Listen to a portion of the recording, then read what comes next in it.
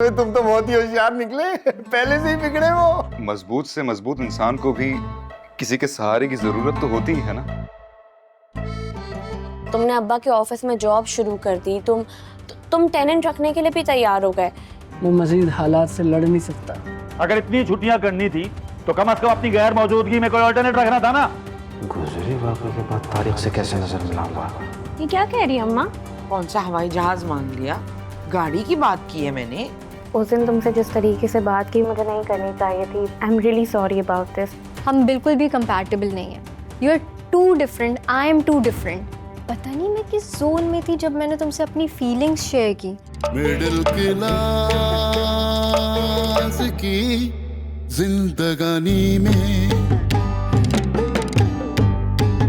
हर कहानी में।